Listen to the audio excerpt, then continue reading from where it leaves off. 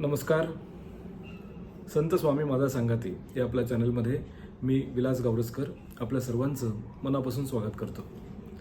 मंडळी, मला एक कमेंट आली होती आणि त्यावरून त्यांचं असं म्हणणं होतं की स्वामींचे अनुभव किंवा आपण मठांमध्ये किंवा जे जे अनुभव मंडळी शेअर करतात सांगतात, तर बऱ्याचदा हे मीडियामुळे किंवा माध्यमांमुळे असं जास्त होतं का, किंवा सर्वसामान्य माणसांना त्याचा काहीच बरेचदा उपयोग होत नाही. म्हणजे स्वामी सेवा करा किंवा जे स्वामींचे चमत्कारिक अनुभव लोक ऐकतात किंवा लोक सांगतात, तसं आपल्या आयुष्यामध्ये काहीच जर उपयोग होत नसेल तर हे सगळं का करायचं, कशासाठी करायचं.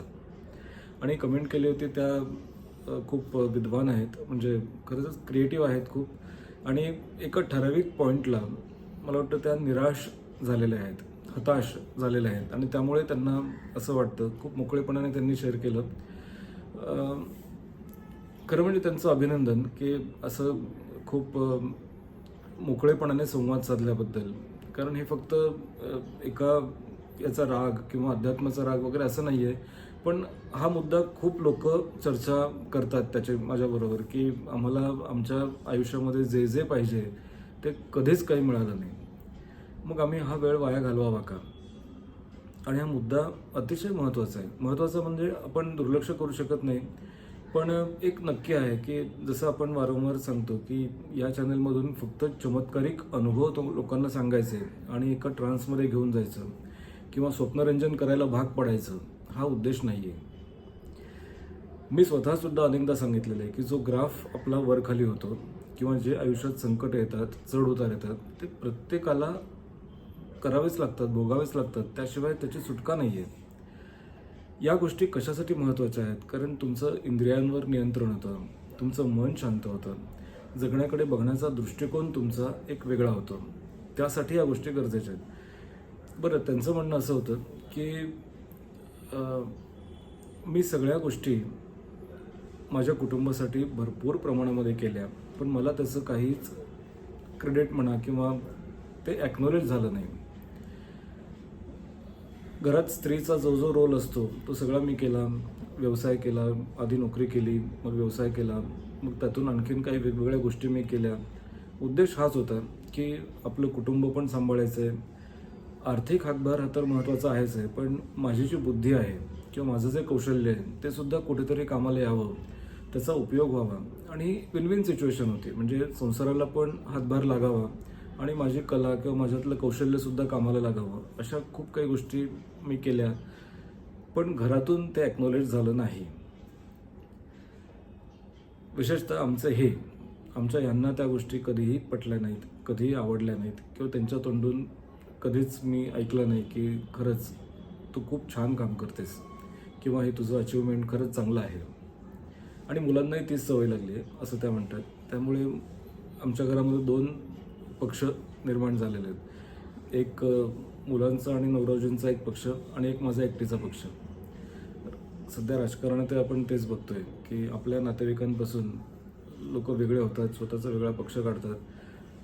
हा भाग वेगळा आहे, पण खरंच एक सांगतो की ही परिस्थिती फक्त ज्यांनी कमेंट केली आहे त्यांच्याच घरची नाही आहे. तर खूप खूप मंडळींशी ज्यावेळेस मी चर्चा करतो, बोलतो ना, त्यावेळेस त्यांचं हे म्हणणं असतं. अगदी एक गेल्याच काही महिन्यांमधला अनुभव आहे. मी पुण्याला का कुठेतरी एका दौऱ्यावरती गेलो होतो आणि तिथे सहज एक जणांकडे चहा पाण्याला जाण्याचा योग आला. त्यांनी खूप बोलावलं म्हणून मी गेलो. तिथं आता खूप वेगळी कलाकुसर केलेली होती, आणि जे जे मला खरंच अशक्य वाटतं किंवा मला निश्चितच कौतुकास्पद वाटतं त्या गोष्टी तिथे ठेवलेल्या होत्या.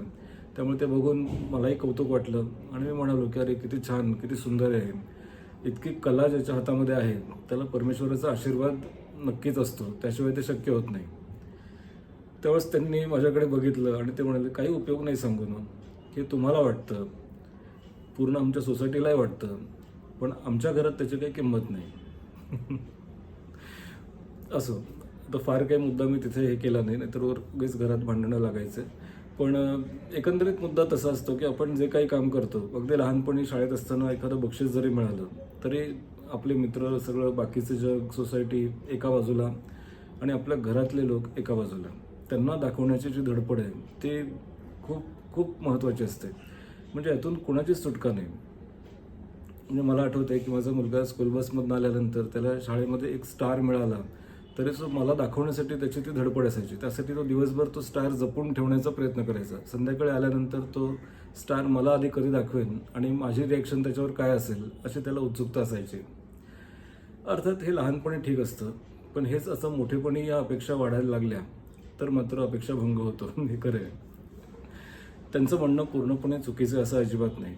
इनफॅक्ट जे कमेंट करणारी मंडळी आहेत त्यांना मी खरंच रिस्पेक्ट करतो, कारण खूप मोकळेपणानं, खूप खुलेपणानं ते चर्चा करतात, संवाद साधण्याचा प्रयत्न करतात आणि ही चांगली गोष्ट आहे.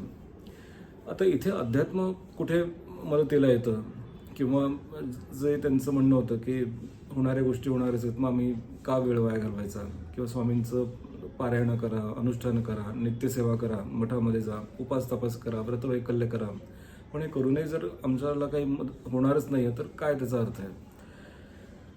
तर खरंच आपल्याला काय म्हणतात त्याला, दासबोधांमध्ये वगैरे याचं उत्तम उदाहरण दिलेलं आहे. म्हणजे एकीकडे असंही म्हणतात की ठेविले अनंत तैसेचे राहावे, चित्ती असू द्यावे समाधान. पण माणसाचं मन हे अभिलाषा, इच्छा, आकांक्षा, महत्वाकांक्षा, डिझायर्स यांनी इतकं ग्रासलेलं असतं की आपल्याला एकाहून एक अधिक गोष्टींची लालसा होत असते. आणि इथे तुम्हाला दासबोध कामाला येतो. इथे तुम्हाला संतांची वचनं कामाला येतात. त्यांनी जे सांगितलेलं आहे ना, ते काही असं म्हणजे ते काही मानसशास्त्राचे प्राध्यापक नव्हते किंवा काही नव्हते, पण त्यांनी आपलं जगणं सुसह्य व्हावं यासाठीच तो आटापिटा केलेला आहे. तुका म्हणे केली सोपे पाय वाट, तरावया भवसागर हा. म्हणजे तुकोबांचे अभंग काय किंवा ह्या सगळ्या गोष्टीतून त्यांनी काय सांगितलं आहे की तुम्ही महत्वाकांक्षा ठेवा, इच्छा आकांक्षा बाळगा, तुम्ही स्वप्न नक्की बघा, पण ह्या गोष्टी कुठेतरी कुठेतरी त्याला शेवट आहे, कुठेतरी त्याला समाप्ती आहे किंवा कुठेतरी त्याला अपेक्षाभंगाची पण झालर आहे, हे मात्र ध्यानात ठेवा. आपल्या आयुष्यामध्ये कधीतरी असं वाटतं ना आपल्याला की आपल्याला सगळंच पाहिजे असतं. म्हणजे मला करिअर पण करायचं आहे, मला खूप पुढे जायचं आहे, मला पैसा पण कमवायचा आहे आणि त्याचबरोबर मला माझा हक्काचा माणूस पण पाहिजे कौतुक करायला, किंवा आपल्याला कोणीतरी पॅम्पर करतं आहे किंवा आपल्याला कोणीतरी सतत प्रोटेक्ट करतं आहे. कधी कधी ही फिलिंगसुद्धा नंतर आपल्याला यायला लागते. आधी त्याचा जाच वाटतो, आधी तो पिंजरा वाटतो, आधी त्याचा जाच वाटतो, ते नको नको वाटतं, ती बंधनं वाटतात, मला का फ्रीडम नाही असं वाटतं. पण आपल्याला जे अपेक्षित आहे ते सगळं मिळाल्यानंतर आपल्याला असं वाटतं की कोणीतरी हक्काचा माणूस पाहिजे. तेरे बिना जिंदगी से कोई शिकवा नहीं, तेरे बिना जिंदगी भी लेकिन जिंदगी नाही. गुलजारने म्हणूनच ते लिहिलेलं आहे. म्हणजे असंही कोणीतरी वाटतं की त्याच्याबद्दल सगळं जग आपलं फिरतं, त्याच्याबद्दलच आपल्या सगळ्या इच्छा आकांक्षा आहेत, अपेक्षा आहेत, आणि ती व्यक्ती नसली तर मग ते सगळंच फोल वाटतं. तर हे त्यांचं म्हणणं असं होतं की त्या वेगवेगळ्या कॉम्पिटिशन्समध्ये जातात. सुपर वुमेन हा जो कन्सेप्ट गेल्या काही वर्षांमध्ये आलेला आहे की एक स्त्री सगळ्या आघाड्यांवरती कार्यरत असते, खूप काही गोष्टी ती करते. जवळपास सुपर वुमेन म्हणजे ती सगळंच करते. मग तिला घरचंही तेवढंच येतं, बाहेरचंही तेवढंच येतं, ते सगळीचकडे अगदी ते करत असते. जसं आपण त्या साड्या घेऊन येणारे भाऊजे आहेत त्यांच्या खेळांमध्ये बघतो. तर ते हे सगळं खेळांपुरतं मर्यादित नाही, तर काही लोक खूप त्याला पर्सनली घेतात आणि त्यांना असं वाटतं की हे सुपर मॉम हा कन्सेप्ट आहे तो ॲप्रिसिएट केलाच पाहिजे, किंवा मी जर इतकं सगळं करते तर मग मला त्याचं रिकग्निशन मिळालं पाहिजे, किंवा मी ॲक्नॉलेज माझं काम झालं पाहिजे. आता या माध्यमातून मला हे खरंच सांगावं असं वाटतं की हे वाटणं हे काही चूक नाही आहे. माणसाचं मन आहे ते. आपण असं कसं म्हणू शकतो की तुम्हाला अजिबात कर्मण्येवाधिकार असते मा फलेषु कदाचन. कुणालाच शक्य नाही आहे ते, खरंच शक्य नाही. मला नेहमी असं वाटतं की असं जी मंडळी म्हणतात ना की तुम्ही तसं कर्म करा आणि त्याची अपेक्षा करू नका, हे म्हणणं पण खूप चुकीचं आहे किंवा ते खोटं आहे. कारण अपेक्षा ही असतेच. प्रत्येक क्षणी, प्रत्येक टप्प्यावरती आपल्याला ती अपेक्षा असतेच असते. अरे त्याने असं केलं पाहिजे, अरे त्याने फोन केला पाहिजे, अरे त्याने मलाशी असं केलं पाहिजे, अरे हे झालं पाहिजे, ते झालं पाहिजे. लोक तर सोडाच, पण खाली आपण कामाला जाताना सुद्धा आपली अपेक्षा असते की मी बस स्टॉपवर आल्याबरोबर मला बस मिळाली पाहिजे. त्यामुळे अपेक्षांपासून आपली सुटका होत नाही. त्यासाठी स्वतःला वेगळ्या पद्धतीने मोल्ड करणं, इथे तर दासबोध किंवा इथे अध्यात्म आपल्याला कामाला येतं. म्हणजे सुपर मॉम हा कन्सेप्ट ज्यावेळेस मी बघतो ना, मला माफ करा पण काही महिलांना कदाचित ते पटणार नाही, पण मला असं वाटतं की हे दाखवण्याची गरज नाही आहे. पण हा अट्टहास मुळात तो कशासाठी, की मी सगळंच करू शकते. ठीक आहे, एखाद्याला नाही जमत काही, एखाद्याला घरचं आणि बाहेरचं दोन्ही आघाड्यांवरती काम करणं नाही जमत, कुठेतरी काहीतरी 19-20 होतं. त्यांना कधीतरी असं वाटतं की नाही, मला पूर्ण वेळ घर केलं पाहिजे किंवा पूर्ण वेळ मला बाहेर केलं पाहिजे, किंवा मला विणकाम भरतकाम येत नाही, मला घरात भांडी नीट लावता येत नाहीत, किंवा मला उत्तम स्वयंपाक किंवा स्वयंपाक करूनसुद्धा त्याला ती सजावट करणं, फूड डेकोरेशन वगैरे आपण म्हणतो, ते नाही जमत, किंवा ठरवूनसुद्धा मी अमुक अमुक गोष्टी नाही करू शकत. तर ठीक आहे, म्हणजे त्यात काही गुन्हा नाही आहे. सुपर वुमॅन तुम्ही झालाच पाहिजेत, किंवा तुम्हाला टी व्हीवरती ती संधी मिळालीच पाहिजे, किंवा तुम्ही सगळंच एका वेळेला केलंच पाहिजे, हा अट्टहास करणं चुकीचं आहे. मग त्याने फ्रस्ट्रेशन येऊ शकतं. खरं तर एक फोकस्ड असला ना, की तुम्ही आयडेंटिफाय जर केलं असेल की मला हे आवडतं, मला हे आवडत नाही, तर तिथे आयडेंटिफिकेशन आपलं असल्यानंतर खूपशा गोष्टी सोप्या होतात. नाहीतर मग सगळं कुटुंब त्यामागे सफर होतं. मी खरंच सांगतो, म्हणजे काही कुटुंब मी खरंच असे बघितलेले आहेत की हे जर सुपर मॉमचं भूत एकदा डोक्यात आलं की मग मुलं बाळं संसार हा सगळा अगदी वेठीला लागल्यासारखं होतं, की अरे अरे अरे अरे, काहीतरी मिलिटरी रोल घरात आल्यासारखं होतं. अरे हे पण करायचं, हे पण करायचं, हे पण करायचं, तुला हे आलंच पाहिजे, तू क्रिकेटला गेला पाहिजेस, स्विमिंगला गेला पाहिजेस, तू अभ्यासही केला पाहिजेस, तू होमवर्कही केला पाहिजेस, तू नंतर मग योगाही केला पाहिजेस, तू सकाळी उठलं पाहिजेस, तू पाठांतरही केलं पाहिजेस. अरे काय न संपणारी यादी आहे ही. कोणतेही गुरु असं कधीच करत नाहीत. आता ह्या सध्या काय झालं, या मालिकांमुळे किंवा याच्यात त्या कॉम्पिटिशन्समुळे त्यांना तग धरून राहण्यासाठी, लोकांना इन्व्हॉल्व करण्यासाठी काहीतरी त्यांना एक पाहिजे, म्हणून त्यांनी एक टीम स्पिरिट म्हणूया आपण त्याला, किंवा खेळण्यासाठी म्हणून असे काही खेळ इंट्रोड्यूस केलेले आहेत. चांगली गोष्ट आहे ती, मी काही त्याच्यात वाईट आहे असं म्हणत नाही. त्यांना खरंच कौशल्य तुमचं पणायला लागतं, की जसं छोट्या छोट्या गोष्टी असतात की सुईत दोरा होणं आहे, किंवा घरातलं काम 5 मिनिटामध्ये 3 मिनिटामध्ये कसं चांगलं होईल, हरकत नाही, चांगली गोष्ट आहे ते. पण ते म्हणजेच आयुष्य नाही. जर एखाद्याला त्या गोष्टींमध्ये गती कमी असेल किंवा काही कारणाने त्याला ते जमलं नाही, तर त्याचा अर्थ असा नाही की ती व्यक्ती गुन्हेगार आहे किंवा ती सुपर मॉम म्हणून कधीच कामाला येऊ शकत नाही. सुपर नसली तर ती मॉम नक्कीच आहे, ती काळजी घेणारी आई नक्कीच आहे. सकाळपासून रात्रभर जी कुटुंबाचा विचार करते, मुलांचा विचार करते, आपल्या नवऱ्याचा संसाराचा विचार करते, ती बाई सुपर मॉम असूच शकते, आहेच आहे ती सुपर मॉम. म्हणजे त्यासाठी तिने सगळ्या कॉम्पिटिशन जिंकल्या पाहिजेत किंवा घरामध्ये सगळ्याच गोष्टी केल्या पाहिजेत असं काही नाही आहे. ठराविक ठिकाणी विश्रांती पण तितकीच गरजेची आहे. जर तासभर दुपारी विश्रांती पाहिजे असेल तर जरूर विश्रांती घ्यावी. जर असं वाटलं की मला एखादं काम आता नाही करायचं आहे, माझी तब्येत झेपत नाही आहे, तर जरूर विश्रांती घ्या. सुपरमॉम असल्यामुळे तुम्हाला ते घड्याळाला काट्याला बांधल्यासारखं किंवा गाण्याच्या बैलासारखं जुंपलंच पाहिजे असं काही नाही आहे. हा अट्टहास डोक्यातून काढून टाका. खूपशा गोष्टी आहेत, जसं झिरो फिगर हा सुद्धा एक मिसकन्सेप्ट डोक्यामध्ये बसलेला आहे. या माध्यमांमुळे हे साईड इफेक्ट आहेत माध्यमांचे. त्यामुळे नाही आपण सुपर मॉम होऊ शकलो तरी हरकत नाही, पण एक साधी सोपी सरळ छान मॉम झाली तरी मुलांना ती नक्कीच आवडते. मुलांनाच काय, म्हणजे संसारात कुणालाही ते आवडते. आपल्या कुटुंबासाठी जे आवश्यक आहे ते सगळं स्त्रिया खरंच करतात, मी मनापासून म्हणतो. आणि खरंच रिस्पेक्ट करतो मी, कारण घरातली महिला ज्या पद्धतीचं घर सगळं सांभाळते ना, त्याला खरंच तोड नसते.